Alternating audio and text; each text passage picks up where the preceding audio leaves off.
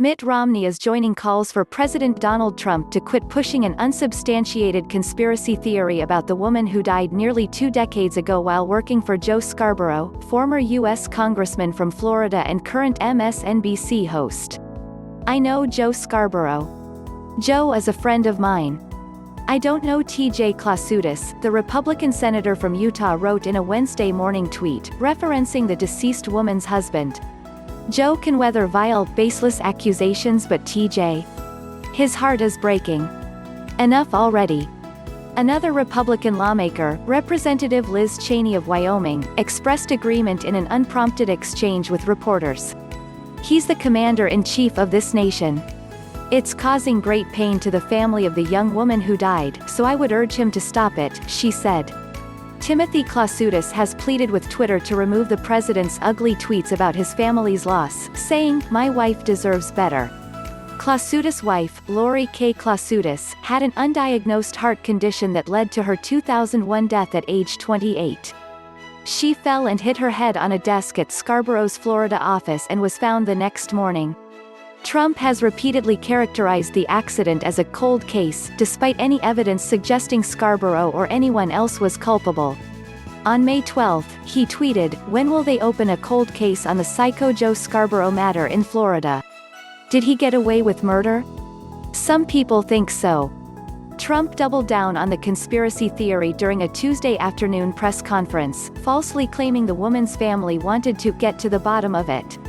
A medical examiner determined that there is no doubt that the head injury is as a result of a fall rather than a blow being delivered to the head by a moving object, citing the specific injuries she had sustained. Last week, Timothy Klausutis sent a letter to Twitter CEO Jack Dorsey, asking Dorsey to remove Trump's tweets. New York Times technology columnist Kara Swisher obtained and published a copy of it on Tuesday. "I'm a research engineer and not a lawyer, but I've reviewed all of Twitter's rules and terms of service," Klausutis wrote to Dorsey. The president's tweet that suggests that Lori was murdered, without evidence, and contrary to the official autopsy, is a violation of Twitter's community rules and terms of service. "An ordinary user like me would be banished from the platform for such a tweet, but I am only asking that these tweets be removed. Trump's relentless theorizing has added to the family's suffering," Klausutis said, writing that his wife's sudden death is "the single most painful thing that I have ever had to deal with in my 52 years and continues to haunt her parents and sister." Twitter, which has long ignored criticism about allowing many of Trump's tweets to stand in apparent violation of its code of conduct, declined to remove the tweets about Lori K. Klausutis. On Tuesday evening, however, the company tagged misinformation in unrelated tweets posted by Trump, for the first time ever. Those tweets had to do with mail-in voting.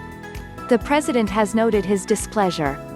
Both Scarborough and his Morning Joe co-host, Mika Brzezinski, are outspoken critics of Trump, who has clashed with them repeatedly since the 2016 election.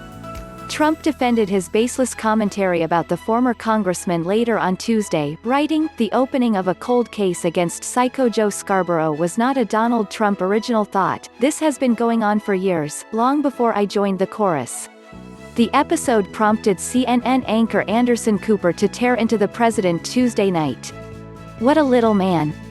He's just a little man. He's the leader of the free world, and he is a little man," Cooper said. A self-proclaimed wartime leader, a leader in the midst, he says, of a transition to greatness for the country, spreading falsehoods about a dead woman, despite the pain and the pleas of her husband and family, and doesn't have the guts to say he doesn't care about what they think. From HuffPost.